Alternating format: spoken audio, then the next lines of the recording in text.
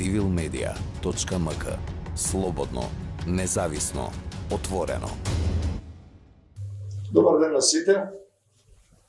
Во уште едно издание на дебатите, на серијата дебати на Цивил низ целата земја, па така заокружуваме на некој начин во Скопје. Започнавме некаде на крајот на ноември, почетокот на декември, колку што се сеќавам, имавме многу панел дискусии, голем број учесници кои говореа за различните аспекти на пописот, како статистичка операција, меѓутоа во најголем дел се задржавме токму на непријатната реалност на македонското општество, а тоа е политизирање буквално на секоја тема која е актуелна во нашите процеси, па така се политизираше и пописот како процес, па затоа и ние од самиот почеток речиси зборуваме за тоа дека пописот е статистика, а не политика, па така и насловот на денешната дебата, како и на сите претходни, е попис, статистика, а не политика. Во нашите дебати учествува голем број луѓе, експерти, представници на политички партии и од власта и од опозицијата, и се разбира говореа и представници на граѓанското општество, но се разбира не изостанаа и представниците на релевантните институции, поточно најрелевантната институција во овој процес, а тоа е Државниот завод за статистика. Пред малку добив повик од директорот на Државниот завод за статистика, господин Апостол Симовски, кој го откажа своето учество на денешната дебата.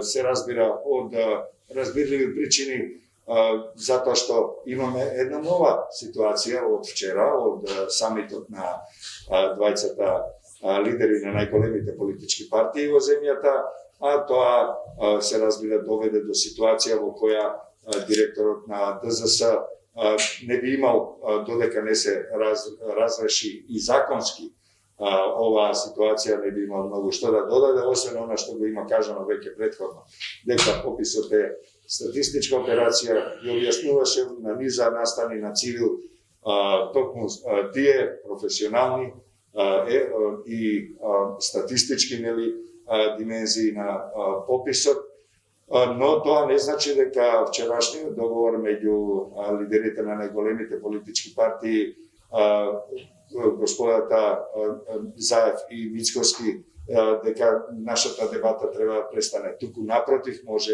да продолжи со уште по засилено темпо. Што се однесува до самиот Државен завод за статистика, колку што знаеме, како што сме информирани, сите подготовки се направени. Заводот беше во ситуација, односно во состојба да го изврши пописот онака како што беше предвидено со законот и според професионалните стандарди, но се разбира тоа ќе оставиме да го направат тогаш кога ќе се одржи и тој физичкиот дел од пописот поточно во септември, како што стои за сега работата. Се разбира, останува и нашите сонароднички и сонародници да се попишуваат и онлайн во диаспората. Тој дел од операцијата не престанува, што исто така добра вест. Како и да се вратиме сега во Скопје. За жал, на ниеден настан на Цивил кој се однесуваше на пописот од ноември до сега, иако имавме голем број покани, не учествуваше најголемата опозицијска партија. За жал, имаме ситуација во која и по имейл, и по телефон, и со писма, и на најразлични начини се обидуваме да ги убедиме, да ги поканиме, се обидуваме да им кажеме дека овде нема ништо опасно, ништо лошо. За среќа имавме навистина извонредни учества токму на опозицијата во Штип, во Гостивари, во Гергелија, каде што исто така имавме вакви настани, и таму слушнавме многу добри елаборации за ставот на опозицијските партии, пред се на БМН-ДПМН, а се разбира и на Социјалистичката партија во Георгиевија. Во Гостивар домаќини ни беа општината, односно градоначалникот доктор Таравари, кој исто така нели како што знаеме е во опозицијата, така што мислам дека постигнавме убава ситуација во која сите засегнати страни влегоа во оваа наша долга дебата која водиме и во која се обидуваме да објасниме дека пописот на вистина е статистичка операција, а не политичка, односно не поле за политички надпревари суди. Како и да е, ние денеска би сакал да продолжиме со нашата дебата. Имам тројца уважени гостинки и гостин.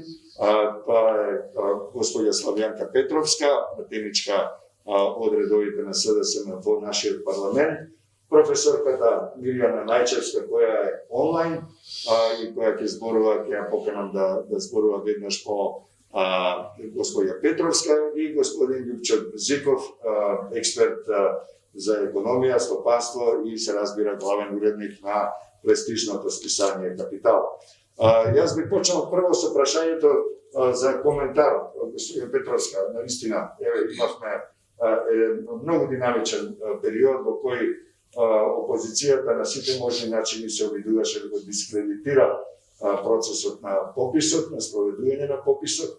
Изговор за тоа беше пандемијата, според моје скромно мислење, меѓутоа она што беше многу гласно кажувано во јавноста, на социјалните мрежи, во медиумите блиски до нив, беше дека ова е фингиран попис, дека постои некој таен заговор или договор меѓу СДСМ и најголемата етничка заедница во земјава албанците, нели втора по ред, се изминувам, и се разбира имаше тука многу политичко профитерство. Како ќе протолкувате вчерашната ситуација, одеднаш двајцата лидери на најголемите партии седна на маса, навистина не беше во парламент, меѓутоа се договорија за одложување. Како вие ќе протолкувате оваа ситуација, односно целиот процес? За жал, пописот, иако секаде во светот е дефиниран и секаде каде што се спроведува се нарекува статистичка операција, најверојатно дека во Македонија на некој од политичките субјекти не им одговараше така да биде представен, и во права сте дека изминатиот период сите ние бевме сведоци на интензивни кампањи, како што да речеме голем дел од граѓанските организации и ние како представници на власта се обидувавме да ја разбиеме таа магла дека пописот ќе биде политизиран и така натаму. Опозицијските партии дел, односно најмногу ВМРО-ДПМН, се обидуваше тоа да го представи како политички договор, за кој што јас веднаш ќе кажам дека нема никаков политички договор во делот на спроведувањето на пописот, дека мора да биде договорен или фингиран и така натаму. И различните тези кои повремено согласно нивните потреби ги слушавме во јавноста, односно објаснувања зошто не треба да има попис, само го докажуваат тоа. И точно е дека едно време изговор беше пандемијата, па после тоа спорни беа врзаните потписи на директорот и на заменикот, што според нивни објаснувања наводно ќе го политизира целиот процес. Со такви дури и остри тврдења дека законот е во спротивност со стандардите на Евростат, па дури и методологијата дека е нецелосна, за да на крај добиеме потврда токму и од Евростат да го признаат и законот што беше донесен во собранието, точно дека беше донесен во скратена процедура и со европско знаме, меѓутоа тоа е една од процедурите кои во деловникот се пропишани и тука немаше ниту ништо шверцерски, ниту нешто задкулисно. Напротив, амандманите на кои беа поднесени од страна на колегите од опозицијата беа дискутирани на Комисијата за европски прашања како матично тело и нормално дека беа давани соодветни образложенија од заменикот министер за правда и од директорот на Државниот завод за статистика, кој беше присутен цело време. А тие прашања всушност кои беа покренувани во јавноста беа на различни начини во различно време, како што рековте и вие, одговарани од различни субјекти. Мислам дека тука опозицијата треба малку повеќе да размисли кај себе, каква политика водат. Деструктивните процеси кои им беа главна одлика изминатиот период, мислам дека треба малку да ги подзаборават. Ме радува средбата вчера, не заради одложувањето на пописот, туку заради тоа што на маса седнаа лидерите и се договорија дека треба да имаме конструктивност. Апсолутно ние како парламентарно мнозинство секогаш сме ги повикувале колегите од опозицијата на конструктивна дебата. Конструктивна дебата значи соочување на аргументите, а не соочување на нашите политички ставови. Затоа што за политички ставови тешко дека ќе се сложиме нели околу некоја работа, ама кога имате прашања како попис, например, не можете да дебатирате во партиско-политичка конотација, може да зборувате само со факти и со аргументи. На почетокот беше кажано дека пописот може да почека. Ние тврдевме дека пописот не треба да чека, заради тоа што пописот чекаше 20 години. И што повеќе да чека. Претходните обиди за политизација на пописот кој што беше започнат во 2011 година, подготовките и беше прекинат, сега се обидува некако да продолжи. И да биде дека сега продолжуваме ние понатаму со политизација на пописот. При тоа, она што на мене искрено како граѓанин пред се ми е криво и навистина жалам, е што се фрли сенка врз Државниот завод за статистика како дел, како институција во која што работат професионални и честни службеници и кои си ја сакаат својата работа. И кои навистина ги интересира да ја сработат работата и пописот го гледаат навистина како статистичка операција, како што впрочем го гледаат и нивните колеги ширум светот и ширум Европа. И ние во таа битка политичка, нели кој повеќе ќе добие или не, веројатно успеавме, односно опозицијата се наметна да ја засени таа нивна долгогодишна работа. Но на крајот од денот повторно се седна на маса да се разговара и знаете како од првиот момент имајќи ги предвид сите услови во кои се наоѓаме, а тоа е светската пандемија, со која што светот генерално многу тешко се справува, можноста за одлагање ја остави кој што од првиот ден. Нормално, ако тоа го дозволат или го наметнат условите, и ако тоа биде препорака. Комисијата за заразни болести изготви протокол по кој попишувачите требаше да го спроведат пописот и тие стојат за тоа. И секогаш кога има некаква дебата или дилема, јас сум повеќе за тоа да им веруваме на експертите. Во случајот за пописот да им веруваме на експертите во Државниот завод за статистика, во случајот со пандемијата да им веруваме на експертите во Комисијата за заразни болести. Од вчера имаме нов развој, тоа значи дека со цел да се одблокира состојбата во собранието која не ни оди во прилог на никој од нас, едно од работите за кои лидерите се договорија е одложување на почетокот на пописот. При тоа овој попис или предпописен период што се случи во овој период согласно законот во кој се попишува одредени категории на граѓани во нашата држава, но и нашите сограѓани кои се иселени, односно се наоѓаат во други држави. Договорот е дека тие податоци ќе бидат валидни, односно ќе продолжат да се пребираат и понатамо, и тоа е добро. Што се однесува до пописот, спроведувањето на пописот кој требаше да почне од 1 април, тој ќе биде одложен за септември, почетокот на септември, односно во текот на месец септември. И ако тоа значи деблокирање на собранието од оние безмислени амандмани кои се поднесуваат, зборам безмислени само за да се блокираат одредени законски процеси, тогаш во ред и да се сложиме за такво одложување на пописот. Меѓутоа треба да поработиме во овој период, особено оние кои беа гласни заговорници на теории разни дека пописот ќе биде фингиран и политизиран. Во овој период пред нас што предстои да го коригираат своето мислење дека пописот сепак ќе биде статистичка операција од која што корист имаме нели сите ние. Исправете ме ако грешам, но јас мислам, колку што се сеќавам, во повеќе наврати и директорот Цимовски и други експерти кажаа дека пописот сепак зависи од препораката на Комисијата за заразни болести.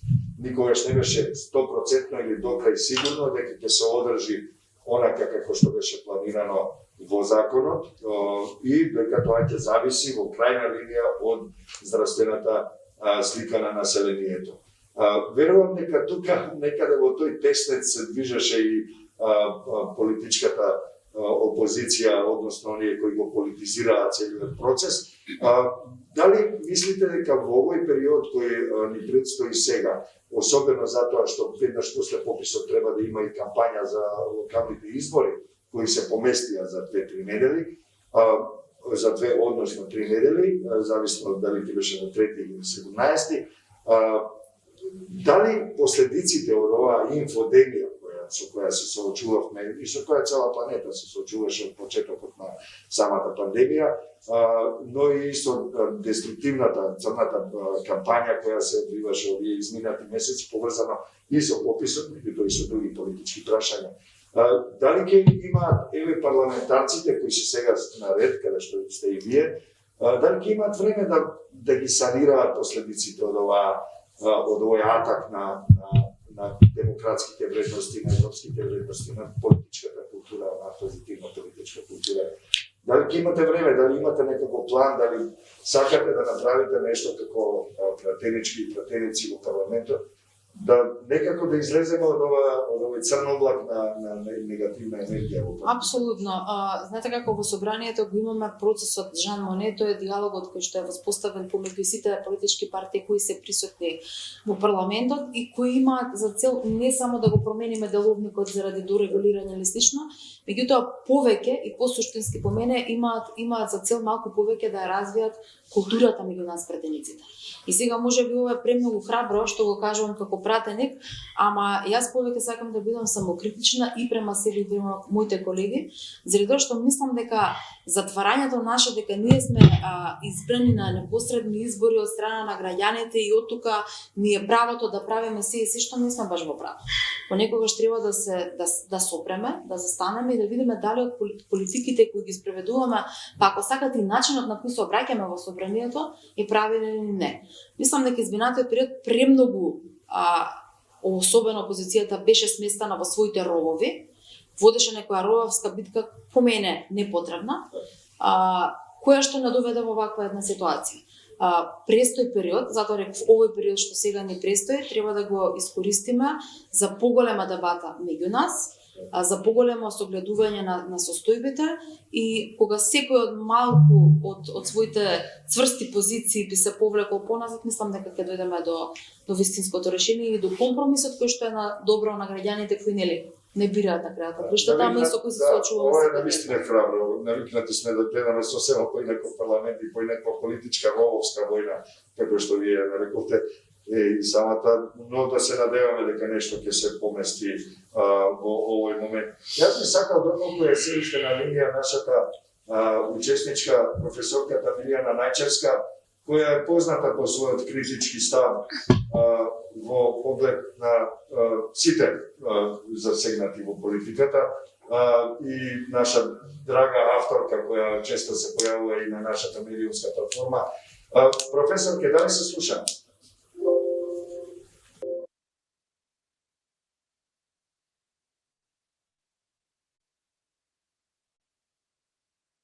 Момент, ако не слушате...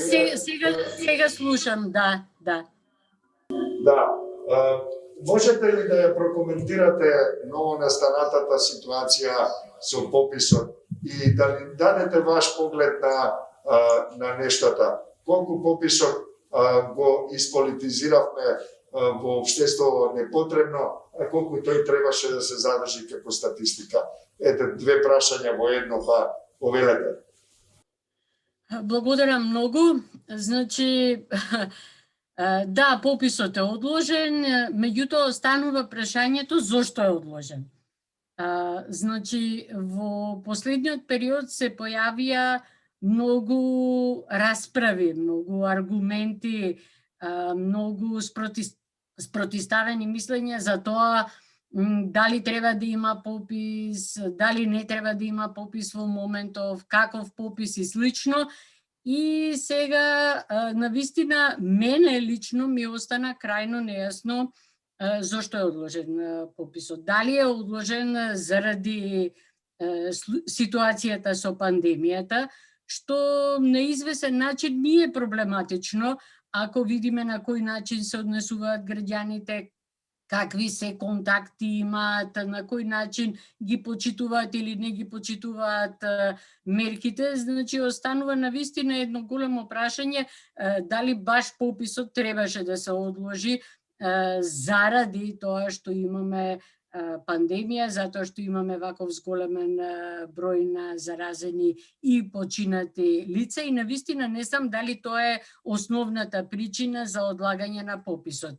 Дали пописот може би е одложен затоа што е лош законот, заради тоа што се појавија многу критики во однос на законот и во собранието и надвор од собранието, и законот и методологијата беа изложени на анализа и беа откривани одредени проблематични места кои што на овој или оној начин може да ја загрозат објективноста на пописот, меѓутоа очигледно не е заради законот или лошата методологија, бидејќи не се навестува дека нешто ќе се промени во законот или методологијата, посебно заради тоа што веќе се собрани и јадници податоци од луѓето во диаспората, кои што се според овој закон и оваа методологија и би било крајно неодговорно сега тие да се менуваат. Останува прашањето дали ова не е едноставно договор меѓу политички партии, односно се решиле дека еве во моментот можат да најдат некој заеднички јазик и да решат дека може да се одложи пописот со цел тоа да биде представено како некој вид на компромисно решение од кое што ќе бенефицираат и самите политички партии. Значи, ова ми е навистина еден проблематичен момент. Иначе, јас во повеќе наврати пишував дека пописот е статистичка операција, дека е многу важна операција, дека ние доцниме и дека треба што е можно побрзо да го спроведеме, меѓутоа неспорно е дека во Македонија е тој пред се политичка акција. Мислам, многу елементи веќе покажуваат, многу елементи веќе не можат да бидат заобиколени во однос на тоа дека една чисто статистичка операција во нашата држава се претвори во чисто политичка акција. Всушност, ваквата деформација почна прилично одамна, почна уште со промените во Уставот врз основа на Охридскиот рамковен договор и потоа сите оние други промени кои што следеа во законите, а во кои што бројките беа поврзани со правата на граѓаните. Значи, во моментот кога бројноста на одредено население ќе биде поврзана со остварувањето на одредени права, посебно на оние кои што се басични права и слободи, во тој момент секое пребројување станува политичка акција. Значи, не може да не биде политичка акција, бидејќи е директно врзано со она што представува остварување и на уставни и на многу пошироки меѓународни права гарантирани на граѓаните. И навистина јас не знам како мислат во моментов и тие кои што се во власта и тие кои што се во опозиција да ги убедат граѓаните дека станува збор за статистичка операција, а не за политичка, кога седнале двајца представници на политички партии, двајца председатели и се договориле. И тој договор сега го наметнуваат врз собранието и очекуваат во собранието нивниот многу партиски, многу политички договор да биде усвоен, одбранет, на било каков начин валоризиран од страна на пратениците. Уште повеќе, за време на целата оваа кампања за изведување на пописот, наместо да ги слушниме бенефициите кои што граѓаните ќе ги имаат од пописот, наместо да ги слушниме објективните параметри кои што се многу значајни и кои што треба да се добијат со пописот, ние слушнавме работи кои што немаат апсолутно никаква врска со ова. Слушнавме дека е тоа патриотски чин. Како може една акција да ми ја наречите статистичка и во исто време да кажете дека е тоа патриотски чин. Мислам, каква врска има патриотизмот со статистичка операција која што би требало да ги покажи реалните состојби во бројчаното население и положбата на граѓаните кои што треба да се преточат понатаму во закони, политики, стратегии и акциони планови. Уште повеќе, во моментот кога почна да се зборува за бојкот, веднаш веќе стана тоа политички, а не никаква статистичка операција, затоа што се бојкотира заради од страна на политичките партии со цел на остварување на одредени партиски бенефиции, освојување на власт и слично. Во целата оваа кармакашија уште понегативна улога одигра господинот Артан Груби, кој што излезе дури и во други држави и почна да повикува од таму на попис на етничките албанци, не на сите граѓани, туку на етничките албанци, со цел пополнување, добивање на одредени бројки и слично. Значи, од самиот почеток, наместо да се влези во кампања во која што навистина ќе се потенцираат статистичките елементи, бенефициите, потребите и слично, се влезе во многу политичка кампања и таа во моментов многу тешко ќе може да се избрижи од она што представува перцепција на граѓаните за самиот попис. Уште повеќе, дури се направија и одредени забуни кај луѓето што е она што се попишува. На некаков начин државата се избрука со тоа што во различни моменти беа употребувани различни термини за луѓето кои што се попишуваат, а кои што се надвор во моментов од државата. Па се испомешаа поимите диаспора и иселеници. Па дури дошло до ситуација, бидејќи јас имам членови на семејството кои што се надвор од државата и ми кажуваат, ние добиваме можност да се попишеме само на електронски пописни листи кои што се напишани на англиски јазик. Не можеме да ги добиеме на македонски јазик, и тоа на многу лош англиски јазик, со многу лош превод, со лоши објаснувања и дадени на начин кој што може многу лесно да создади забуна за што станува збор, кои се податоците кои што се бараат и на кој начин понатаму ќе бидат искористени тие податоци. Значи, за да можеме ние навистина да го направиме во Македонија пописот статистичка, не политичка операција, ние прво треба да ги избришиме бројките како основа на добивањето на права и слободи. Не може правата и слободите да се поврзат со бројот на луѓето кои што се наоѓаат во државата. Второ, за да можеме да ја направиме статистичка акција, а не политичка, треба да ги на некаков начин да се огради и собранието од она што представува договарање на политичките партии. Не смее собранието да биде слуга на политичките партии. Собранието мора да си ја превземе својата власт и да ги донесува на соодветен начин прописите кои што ќе овозможат оваа акција да биде навистина статистичка. И јас навистина не гледам. Зошто? Посебно во услови на пандемија не се направија обиди и пописот во самата држава да се спроведува електронски секаде каде што тоа е можно.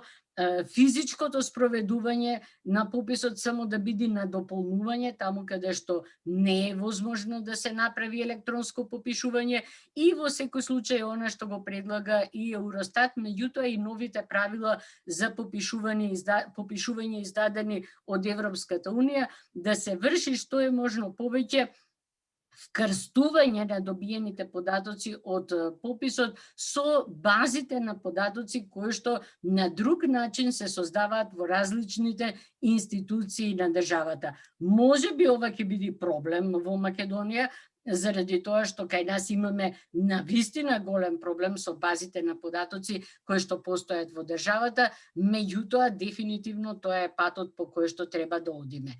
И последното, голем дел од луѓето, посебно оние кои што учествува во шарената револуција, стоеја за тоа дека мора да се направи што е можно побргу попис, што се вика како прва активност на новата владеачка структура која што ќе се етаблира, тоа не беше направено, меѓутоа основата заради која што тоа се бараше, меѓу другото беше и заради прочистување на избирачките списоци, односно заради тоа да се види до каде сме, колку сме во број, токму заради одредени проблеми кои што ги имаме во изборите, заради тоа што не знаеме кој се живее во нашата држава, односно немаме релевантни и свежи податоци кои што се добиваат со попис. Доколку пописот се одржи во септември,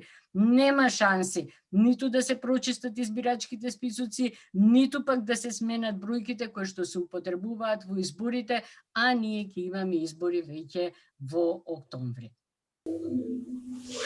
Ви благодарам, професор, ќе ве молам останете на линија до крајот на нашата средба денеска. И јас мислам дека имаме уште некои 25-30 минути за да ја исцрпиме од овој аспект. Мислам дека професорката не им остана должна на буквално ниеден од чинителите во општеството, почнувајќи од политичките партии, завршувајќи и со неколку технички аспекти на попишувањето. Мислам дека ова ќе биде барем една-две поинти може да бидат упатени и до Државниот завод за статистика, барем она што се однесува до апликацијата, да малку да се подобри тој дел.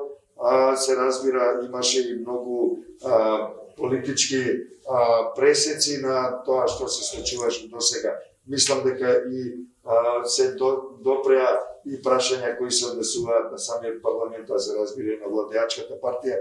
Па дали имаме некој коментар, одговор или надовршување на ова што го слушнавме од професорката Најчевска? Да, веројатно фактот што она што и професорката Најчевска го кажа, во уставот веќе се предвидени добивање на или стекнување со одредени права се поврзани со бројките, а бројките се оние кои што треба да се потврдат или отфрлат на овој попис. Дополнително ја загреа атмосферата дека станува збор за фингиран попис. Што повторно ќе кажам, јас не се сложувам со тоа, меѓутоа да, релативно или реално што се отвара на маса и тоа прашање.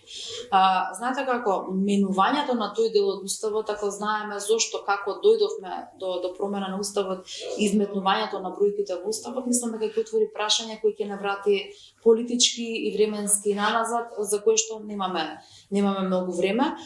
Мислам дека е најважно и тоа согласно методологијата и согласно она што е утврдено во законот, мислам дека податоците може да се соберат и ќе се соберат на вистина професионален и непристрасен начин. И мислам дека подоцна од кога ќе ги видиме бројките, не само за етничката припадност, не само за бројот на граѓани кои се овдека или не се, него севкупно, кога ќе ги видиме сите бројки кои ќе произлезат од овој спроведувањето на овој попис во целост, тогаш ќе може да се донесат многу подобри и поконструктивни политики, односно одлуки во различни политички сфери или во различни сфери на нашето живење. Затоа е она што на почетокот инсистиравме дека пописот е битен. Пописот е битен за да направи ажурирање, апдейтирање на сите бази на податоци кои што ги имаме, за да направи пребројување на населението, да направи пребројување на економските капацитети со кои располагаме и сите други статистички податоци и генерални информации кои нас не се потребни.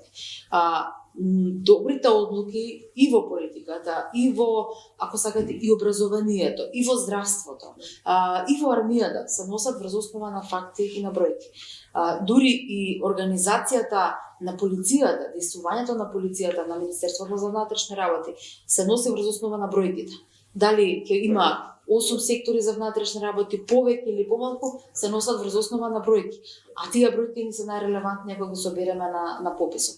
Да, сите, како што реков, сите размислувања околу заговорите за спроведувањето на пописот се на маса, но мислам дека законот и методологијата се добра основа тие да бидат отфрлени како нерелевантни.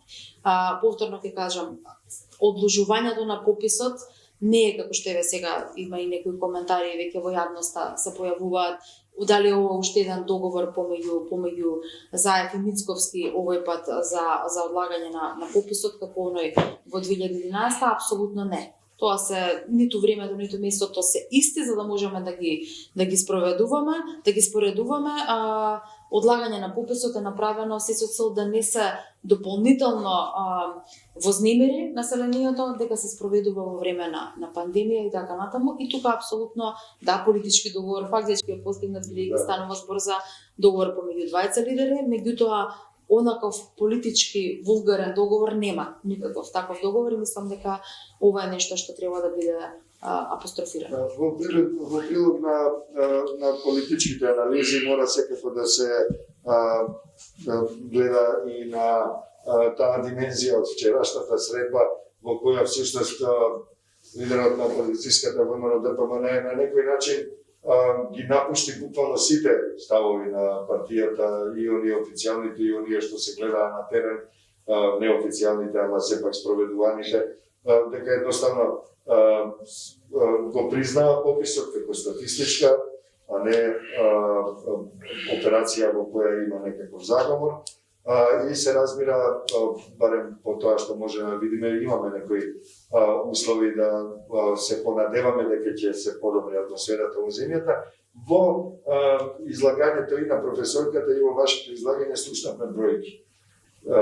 И така полека се приближивме до оној сектор во кој сметам дека може би е и најзначајно да се знае што имаме во земјата, што имаме надвор во земјата и така натаму, во смисла на ресурси, човечки потенцијал и така натаму.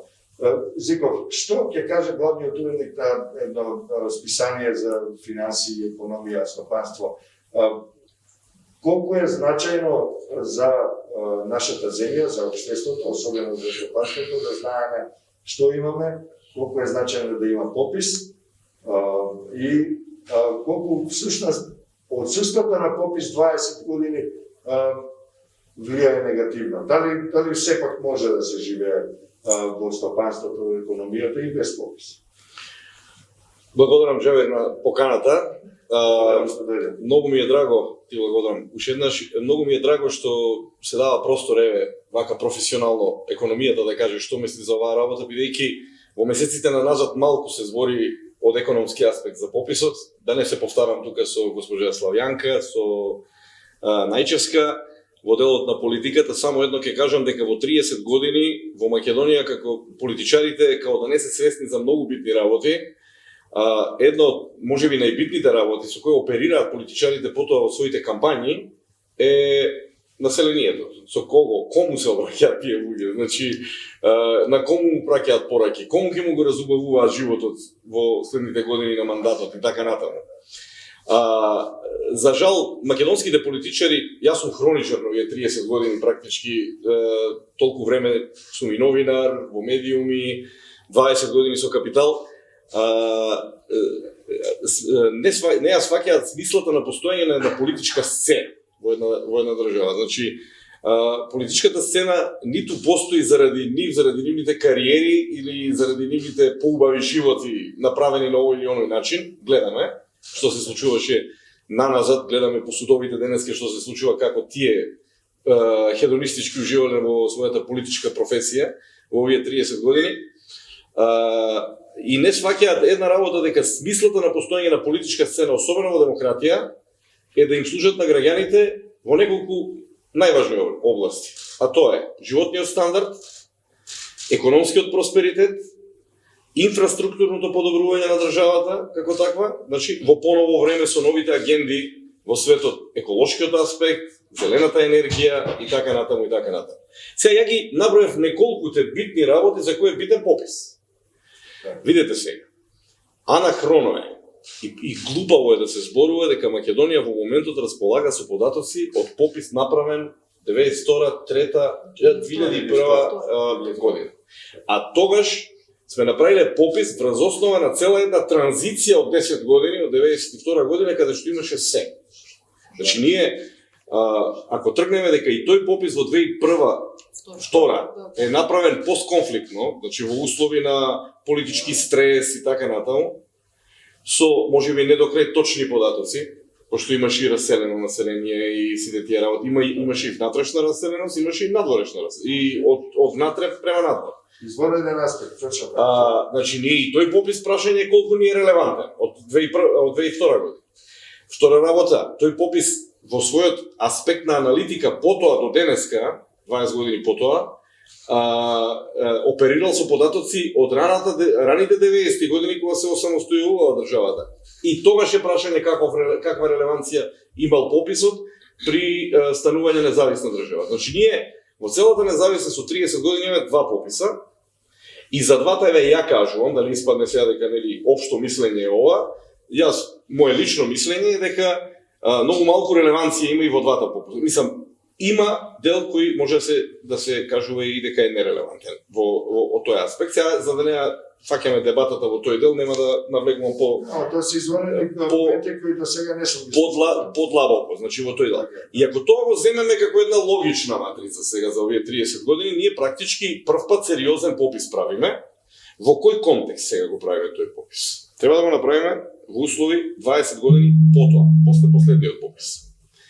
Вториот контекст е попис како членка на НАТО. Ќе кажам подоцна зашто ја врзувам таа паралела. Трето, како правиме попис пред почеток на преговори со Европска унија за членство во ЕУ. И на крајот, четвртиот најбанален аргумент, попис во 21 век во 2021 година. Каде што никаде во светот тоа не е тема. Се разбереме, никаде во светот тоа не е тема. Дури ни на Балканот не е тема. Во Хрватска веќе тоа не е тема. Предпоставам и во Србија не е тема, они имаат едно друго прашање што го решаваат. Од тој дел меѓутоа не би било тоа тема таму и така натаму.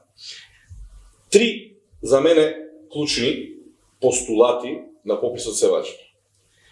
Едниот е економската податоците од пописот се база за носење стратешка економска политика на владата. На било која влада. Во овие 10 години за очекување дека ќе се смени влада, така? Да предпостави. Во следните 10 години. Значи и за оваа влада, и за другата влада, и за третата влада, овие податоци се многу важни. Второ, битно е кај компаниите и кај физичките лица за водење деловна политика. Значи деловна политика. Под деловна политика во овој случај подразбирам не само политиката на деловната политика на компаниите и на фирмите, туку и стратешки промислување, размислување на физичките лица во државата. Значи денеска ние имаме луѓе кои не се претприемачи, ама тоа не значи дека утре нема да бидат претприемачи. Да отворат фирми, некој денеска се мачи со тоа што да работи во животот, да фати професија утре, нешто да работи, не сите сакаат во државна администрација да се работат, луѓе сакаат во приватен сектор да работат, врз основа на што ќе носи заклучоци. Идниот претприемачи, не денешните претприемачи, идните претприемачи, тие од денес натаму. И трето, а од третото ќе се обидам да почнам да ги анализирам овие три работи, е, ако сакате, и за партиски политики водење. Е битен пописот. Сега ќе ви кажам зошто. Ќе направиме една директна аналогија и поврзана со годината во која сега денеска живееме, 21 година. Ние имаме локални избори кои треба да се одвиваат во октомври, поново. Сега ја ги прашувам партиите, лидерите на партиите.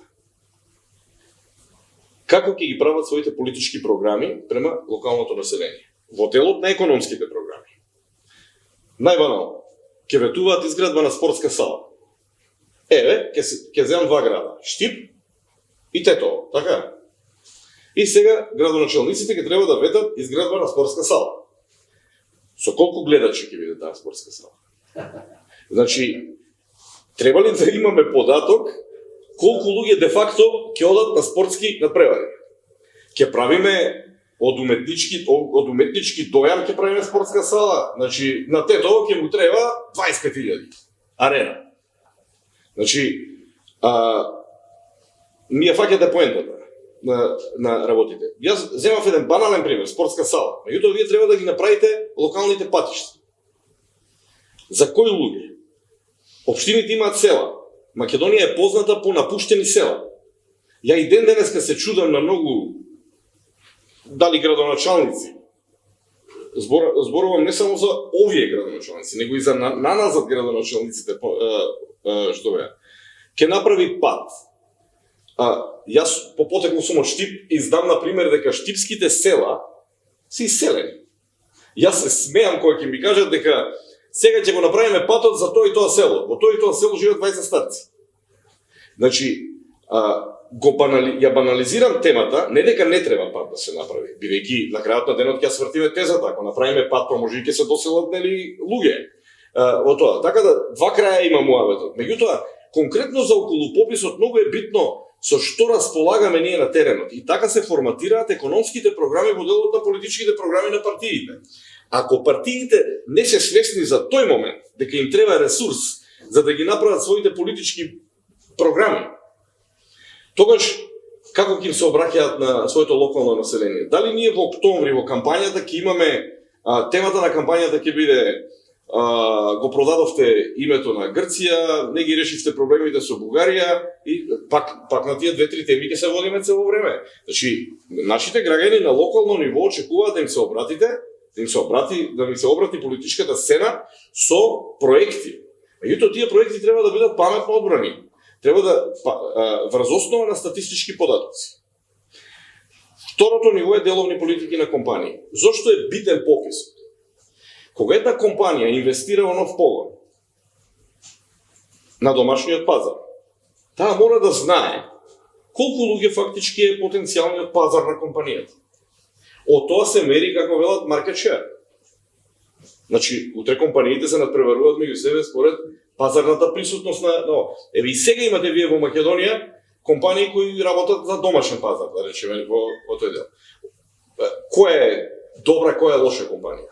Кои компаниите знаат и колку производи треба да произведат за на пазарот. Тоа се тие деловни планови што треба да ги прогнозирате. Врз основа на тие деловни планови правите проекти кои ги дават дека и банките да ве кредитираат. Па ставате хипотека на компаниите за тоа. Значи се е од потрошувачот. Другото име на граѓаните во современо време е потрошувач.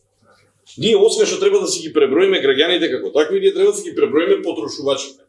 Потрошувачите имаат своји навики. Потрошувачите имаат некои, нели, имаме навики кои доаѓаат, еве ќе тргнем од оваа парадигма што најмалку сакам да ја зборувам. Од етнички и верски побуди имате такви навики потрошувачки. Имате потрошувачки маж-жена. Имате потрошувачки деца, жена, маж. Различни потрошувачки се тоа. Имате регионално поставени потрошувачки. Едни граѓани во Охрид трошат на еден начин, во Штип трошат на друг начин.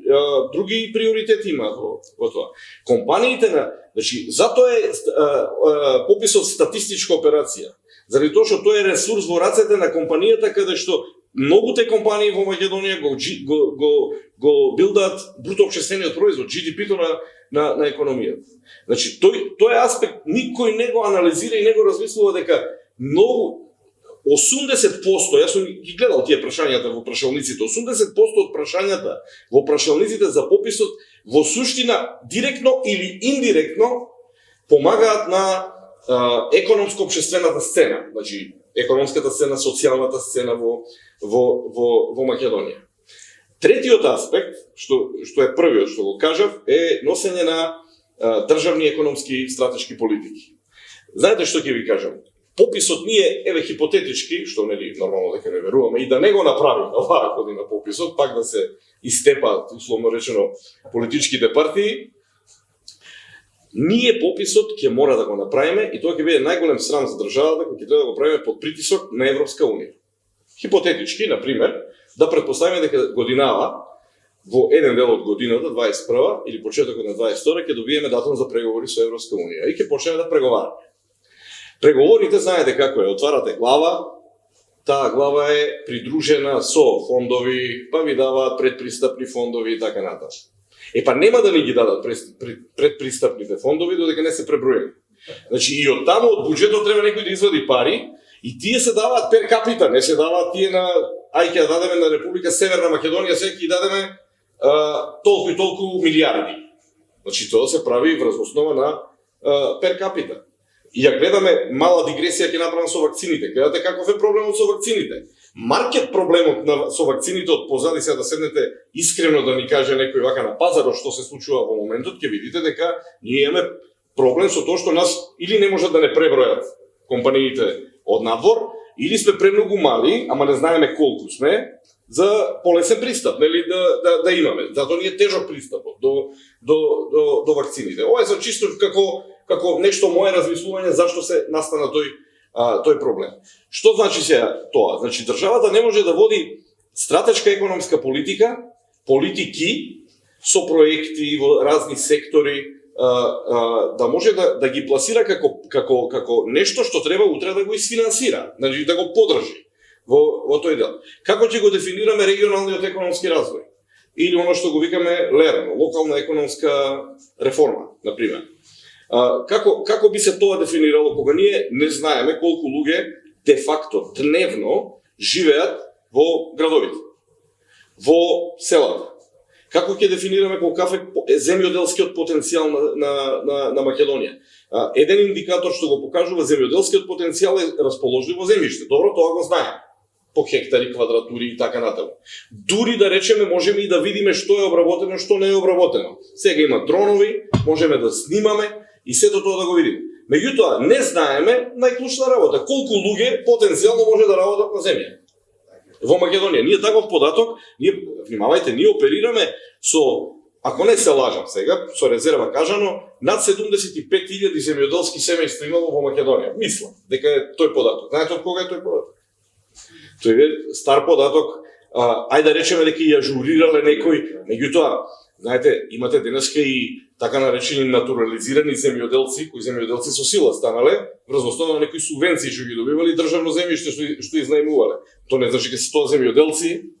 Значи во тоа да треба попишувачот да отиде на терен во селото, да провери, да види, овие се земјоделци и ќе попише и аналитиката понатака. Во следните 10 години до следниот попис 2031 година, значи до тој попис ќе располага со свеж податок колку потенцијал имаме ние на дневна основа на земјоделската површина во Македонија. Од колку луѓе ние може да очекуваме земјоделско производство. Тоа е поврзано со субвенциите утре. Еве ви економска политика која треба да дефинирате ниво на субвенции. Тоа е исто така поврзано со фондовите од Европска унија, ИПАР фондови. Кога ќе почнеме преговори со Европска унија, пак имате огромни фондови за рурален развој. Пак имате фондови за кохезија внатре, значи во земјоделството, значи преструктурирање на земјоделството. Од колку луѓе ќе очекуваме дека утре треба да произведуваат јагнешко месо, например. И така натаму и така натаму. Значи гледаме сите дека е ова суштинско прашање. Најмалку, јас веќе можеби 20 минути зборувам, ова е најмалку политичко прашање на кое треба етнички да се преброи. Знаете, во Тетово, во таа спортска сала од почетокот што ви ја кажав, ќе влегуваат и македонци и албанци. Тоа не е ништо спорно, како и сега. Колку од нив ќе влегуваат? Мислам, колку ќе влезат на број? Тоа е клучното прашање. И сосема за крај. Во делот, например, на социјалниот аспект. Значи, многу е битно, има во статистиката еден термин што се вика работно активно население. Тоа не можете вие базите сегашни да ви го определат работно активно население. Базите сегашни што ги имаме, ќе ви кажат здравствено и пензиско осигурување, тоа можеме да го извадиме од фондот. Можете да извадите придонеси колку се плаќаат од кој персонално, придонеси и плюс персонален данок, да речеме хонорари делом. Меѓутоа вие клучната бројка на работно активно население ја немате. Имате луѓе кои взимаат здравствено и пензиско, а не се работно активни, така? Работно активно население вие можете да го видите само преку попис. Да го спознаете. Работно активно подразбира и население кое денеска не е работно активно, ама утре ќе биде. Имате луѓе кои се 18 години, 17. Така, тој на 18 години, 19 ќе стане работно, ќе влезе во работно активно население. Ние денеска, например, гледаме број на невработени во Македонија. Јас се прашувам, врз основа на кој податок од работно активно население се вади број на невработени? Колку е тука? Дали некој се помислил во Македонија колку е латентната невработеност? Еве под претпоставка, што е латентна невработеност? Тоа е невработеност која се појавува хипотетички се да е вработено. Целото население кое бара работа да се вработи, ама пак 1% останува невработен.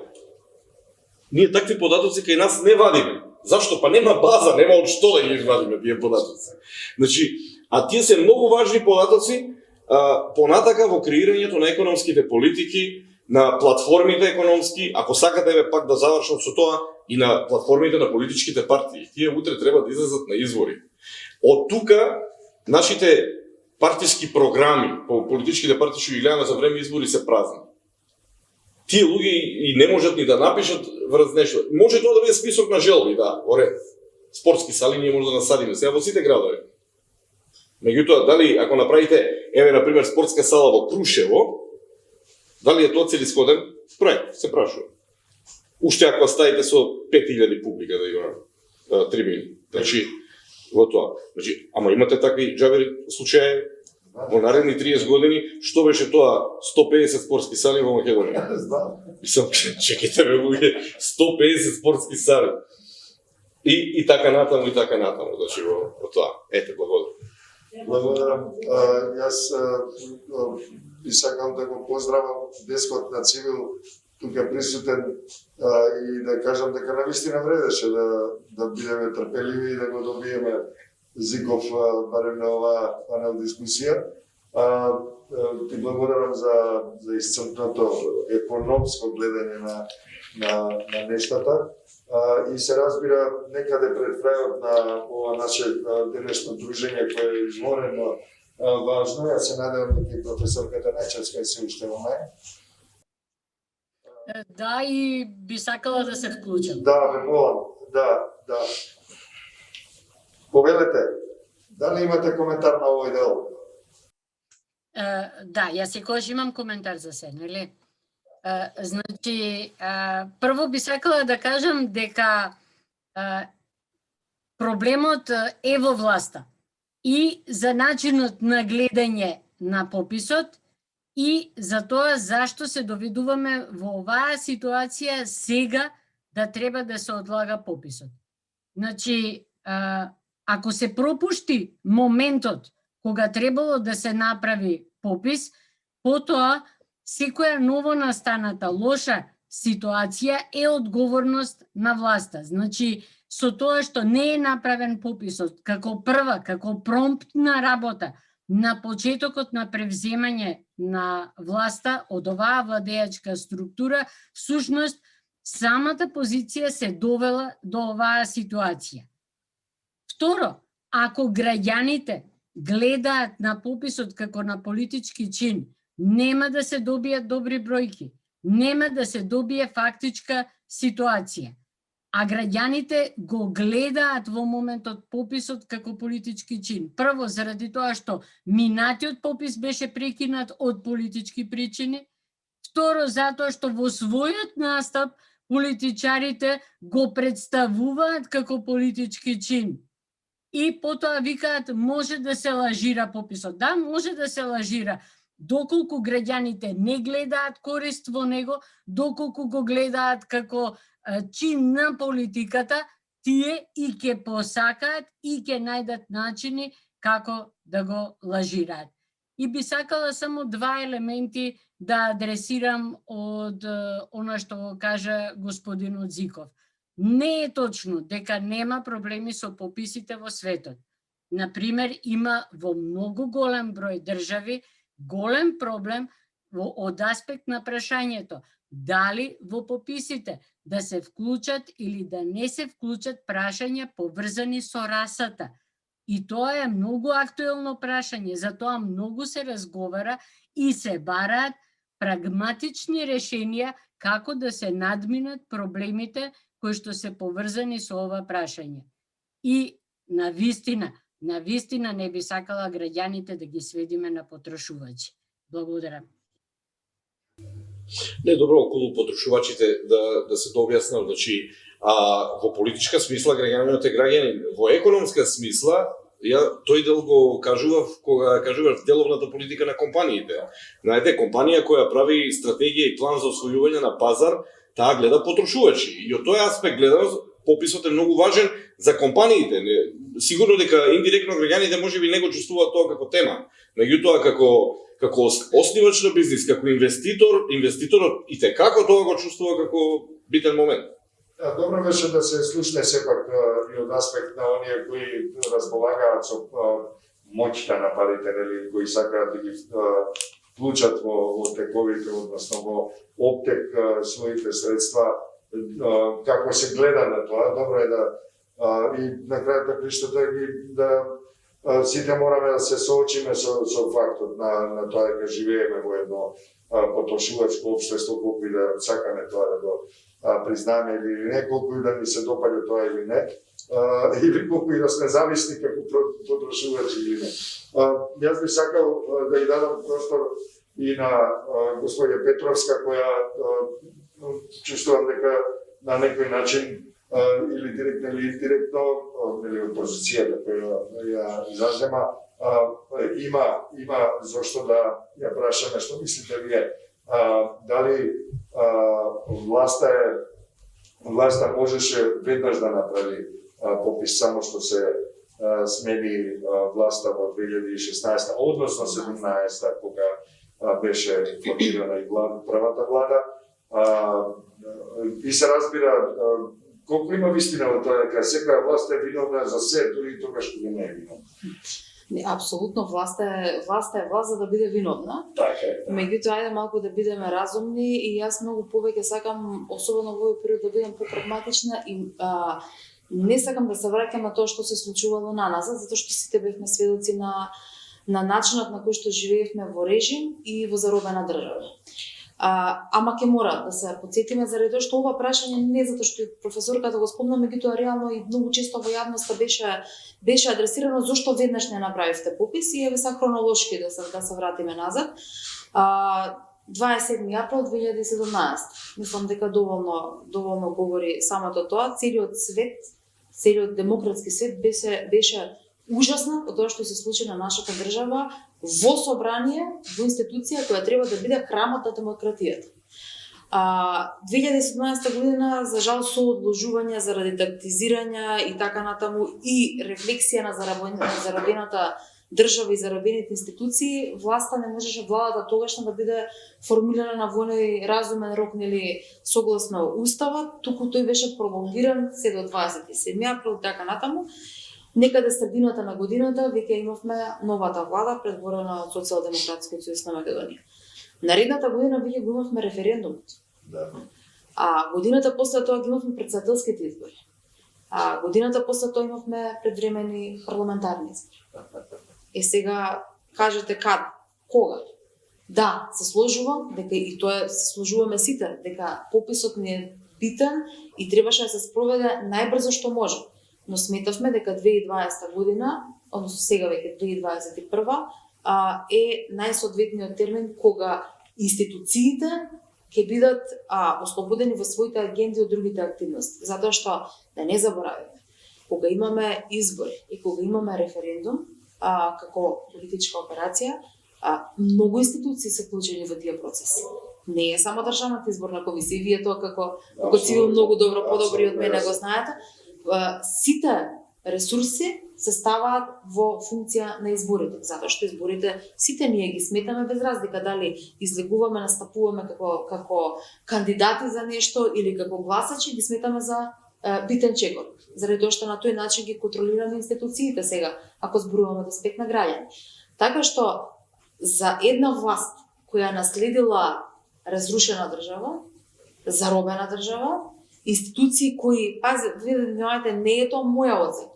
Тоа е многу добро повремено да се потсетиме на извештајот на Прибе од 2015 година па 2017, меѓутоа повеќе 2015, каде што имаше експлицитни примери за тоа како државите, институциите во државата се заробени. Процесот на нивно ослободување е долг. И денеска мислам дека нема да сум многу критична ако кажам дека тој процес се уште трае. Заради тоа што за да ослободите институции, треба да го ослободите свеста кај граѓаните. А тоа е дека сите ние предонесуваме. Дали пописот е патриотски чин? Да, апсолутно, но дали тоа значи политизација? Не. Што е патриотизам? Патриотизам да се сака да својата држава ни секоја призна. Патриотизмот не е само да се гледаме дали сме македонци, албанци, турци или роми. Патриотизмот во голема мера и ова што Езиков го зборуваш. Кога ги имате вистинските податоци и ги давате на институциите на државата, тоа значи дека вие се сакате државата и таа може да носи правилни одлуки понатаму во иднина. Знам, ќе треба долго време, ова е сеопфатна би рекла акција или спроведување на пописот. Знам дека ќе треба време да се ослободиме целосно од сомнежот дека се што се прави во државата има некаква политичка заднина. Да, свесни сме за тоа и како власт го носиме товарот дека сакаме со пример да покажеме дека може да се спроведе и попис како статистичка, а не како политичка операција. За жал целиот свет се соочува со наездата на дезинформации и други облици на искривување на фактите и на реалноста. Стана едноставно планетарна култура да се верува попрво во тоа дека земјата е рамна и дека постои заговор меѓу 3-4 најмоќни луѓе во светот, меѓу кои сигурно едниот е и овај вонземјанин. Но тоа се разбира не ја намалува, туку напротив ја зголемува одговорноста на оние кои се носители на некаков прогрес во општеството, било да се работи за мали заедници на градско, местно ниво или на држава, па и региони свет. Јас би сакал, доколку немате да додадете уште нешто накратко, да полека го заокружуваме во наставата. Јас би сакала. Да, се разбира, поведете. Јас не се ни сомневам всушност дека имате нешто да додадете. Значи, и денеска пописот се прави во изборна година. Значи, ова е изговор кој што не стои. Значи, секогаш има некоја причина која што можеме да ја искористиме како изговор и навистина ја ги разбирам политичарите што се трудат да изнаоѓаат оправдување за своите постапки, меѓутоа навистина би било редно да се најде барем некој аргумент кој што има логика. И ако е статистичка акција, тогаш нема повикување на патриотизам. Значи, патриотизмот е дел од пропаганда. Статистиката се бројки кои што немаат врска ни со емоции, ни со сакање, несакање, омрази и слично. Така што ве молам. Значи, кога имаме политичка пропаганда, не можеме да имаме статистичка акција. Кога имаме оправдување, значи дека имаме неразбирање или несакање да се прифати одговорноста за пропуштениот момент кој што можеби можел да не спаси од многу проблеми со кои што сега се соочуваме. Благодарам. Господин Петровска, сепак останува уште малку да ја продолжиме ако дозволува времето, да се соочиме со овие дополнителни коментари. Така, минатата година мислам дека на сите не беше јасно зошто не се спроведе попис. Во самиот почеток на годината се соочивме со пандемијата. Нешто што е ново, ако денеска тоа веќе стана дел од нашето живење, минатата година ова време многу добро се сеќавам како сите стравувавме што ќе се случи од момент во момент. Сега за жал ќе речам се навикнавме на таа ситуација. Патриотизмот го кажав како чин кога секој од нас покажува колку ја сака државата. Оние податоци со кои располагам, сметам дека е апсолутно патриотски чин да ги дадам на институциите на чија надлежност е тоа. Тоа го сметам за патриотски чин. Притоа тука не мислам на никаква поделба, ниту на позадина, дали јас припаѓам на некоја етничка заедница и така натаму. Единствено, како волја моја, сакајќи ја државата, сакајќи да ја помогнам за нејзината иднина, да ги соопштам податоците со кои јас располагам како оваа држава. Благодарам за тоа. Кратко. Година имаше вонредни избори. Значи, во годината во која што сме биле многу изненадени од пандемијата, во која што не сме можеле да се снајдеме и слично, не се зборуваше за попис, меѓутоа се најдоа и средства и сили за вонредни избори. Ајде да го прифатиме тоа, дека власта повеќе е интересирале вонредни избори отколку спроведување на пописи.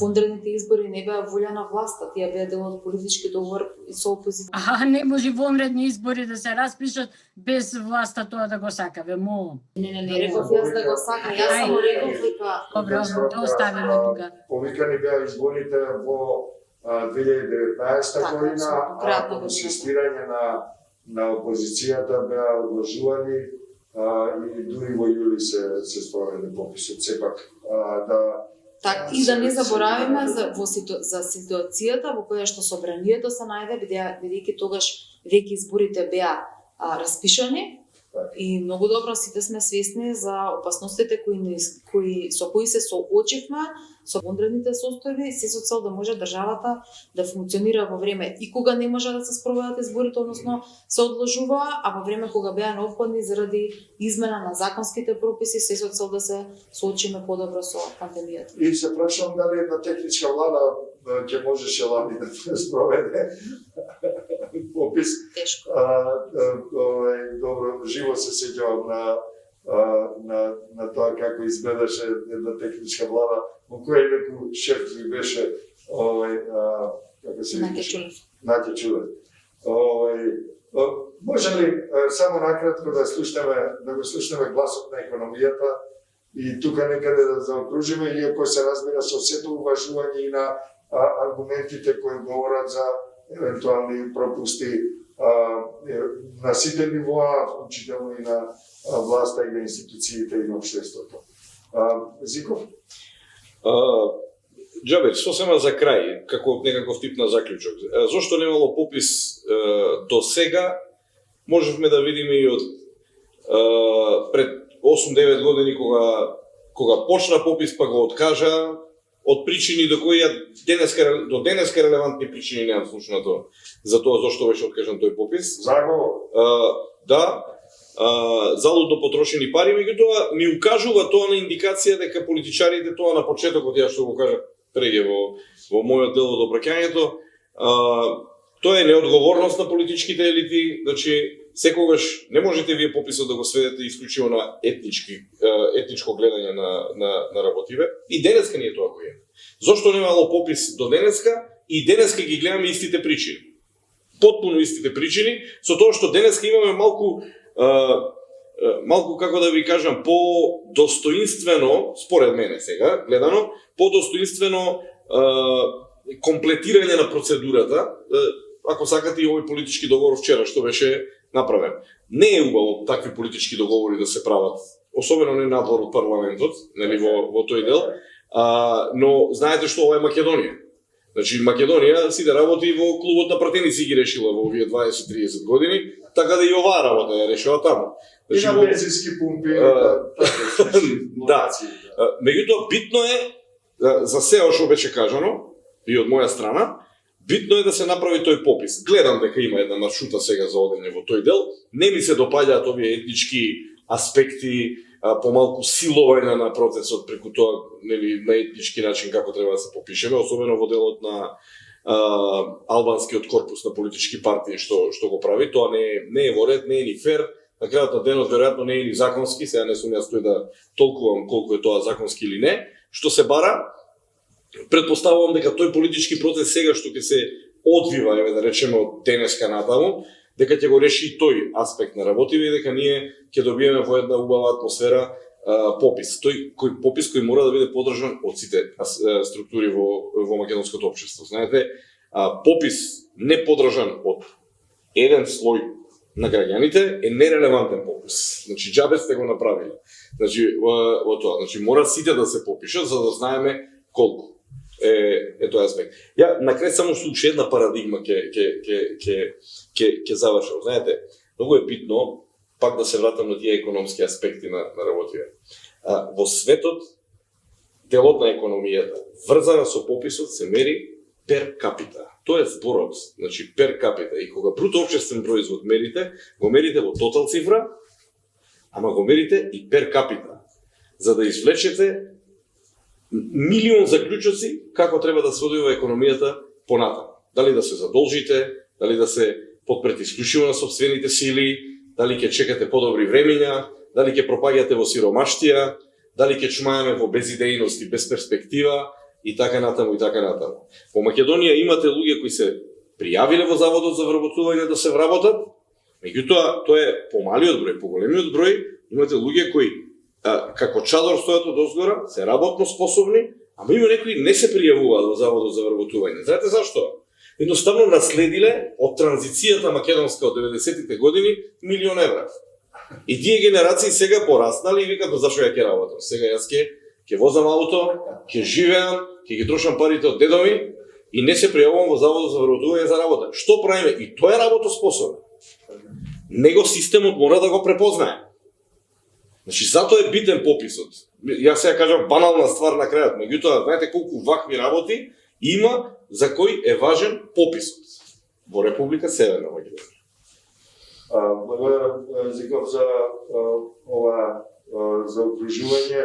Професор, како сте тука, дали ќе привршуваме со уважување на сите аргументи и контраргументи или Види, ја можам да продолжам и цела недела да му одам, така што може да забравам. верувам, да. Впрочем, не сте единствени, меѓутоа, навистина е значаен придонесот кој го правите со тоа што простите, ќе се изразам малку послободно, ги тресете буквално сите сфери во општеството и во политиката. Тоа е добро, тоа е демократски и добро е што конечно можеме и да уживаме во слободата тоа да го правиме без последици.